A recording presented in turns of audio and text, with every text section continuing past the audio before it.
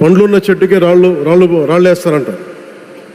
కష్టపడే కుటుంబ సభ్యుడు, తండ్రి కావచ్చు, పెద్ద కొడుకు కావచ్చు, అందరూ అతని మీద పడతారు. నువ్వు ఎక్కువ కష్టపడు, ఎక్కువ తిట్లు తింటావు. మనం ఎలాంటి పరిస్థితుల నుంచి వచ్చాం? భారతదేశం ఒక పరిస్థితిలో బంగారాన్ని కూడా తాకట్టు పెట్టుకునే పరిస్థితి వచ్చింది. అలాంటి పరిస్థితుల నుంచి దశాబ్దం పైనుంచి మూడోసారి ప్రధానమంత్రిగా ఆయన ఈ రోజున మన దేశాన్ని నడిపిస్తూ ఉన్నారు.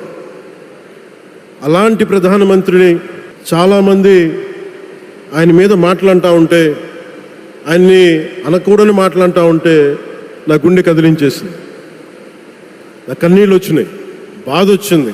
దేశం కోసం కష్టపడే వారికి ఇవా చివరికి మనం ఇచ్చేదే. కొత్త తరానికి ఏం తెలుసు? ఆయన పడ్డ కష్టం. ఒక్కరోజు కూడా సెలవు తీసుకోలేదు మన ప్రధానమంత్రి గారు. ఈరోజు పెట్టుబడులు వస్తున్నాయి మనకి, ఒక్కరోజు కూడా సెలవు తీసుకోలేదు. శత్రు దేశాలు, మన అభివృద్ధికి ఈర్ష్యపడే పశ్చిమ దేశాలు, వీటన్నిటినీ తట్టుకొని ఒకవైపు విదేశాల్లో ఉండే శత్రువులతో పోరాడాలి, దేశాన్ని అభివృద్ధి పదంలో తీసుకెళ్దామంటే అంతర్గత శత్రువులతో పోరాడాలి.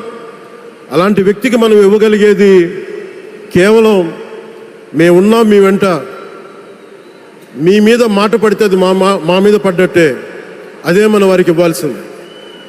నిజంగా ఆయన జంతర్ మంత్రులు అన్ని మాట్లాడుతూ ఉంటే నేను ఈ రోజున ప్రధానమంత్రి గారికి ఒకటే ఇస్తున్నాను, మిమ్మల్ని కొట్టే నాయకుడు లేడు ఈ భారతదేశంలో,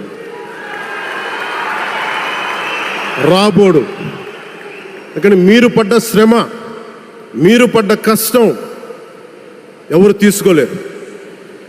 ఎన్ని బాధలు పడ్డా, ఎన్ని దెబ్బలు తిన్నా ఈరోజు మనం గర్వంగా చెప్పుకుంటున్నాం. మన ఉత్తరాంధ్రకి ఎయిర్పోర్ట్లు వచ్చినాయి, ఇన్ని లక్షల పెట్టుబడులు వచ్చింది ఆంధ్రప్రదేశ్కి. కానీ ఇవన్నీ తట్టుకొని చెయ్యాలి అంటే 144 కోట్ల తాలూకు ప్రజల ఆకాంక్షల్ని ఎంతోమంది వెనక్కి లాగుతున్నా, ఒకళ్ళు ముందుకు తీసుకెళ్లాలంటే ఎంతమంది తిడుతున్నా, విమర్శిస్తున్నా తీసుకెళ్తున్నారంటే ఒకే ఒక నాయకుడు ప్రధానమంత్రి శ్రీ నరేంద్ర మోదీ గారు. నేను ఎందుకు తపన పడ్డాను, నేను అలయన్స్ కోసం ఎందుకు తపన పడ్డాను, మీ నాయకత్వం మాకు కావాలి ఎందుకు తపన పడ్డానంటే, ఈరోజు ఎయిర్పోర్ట్ ఆపేశారు. ఒక చిన్నపాటి ఎర్ర బస్సు కూడా రాని చోట ఎయిర్పోర్ట్ అవసరం లేదన్న వ్యక్తులకి సమాధానం ఇదే.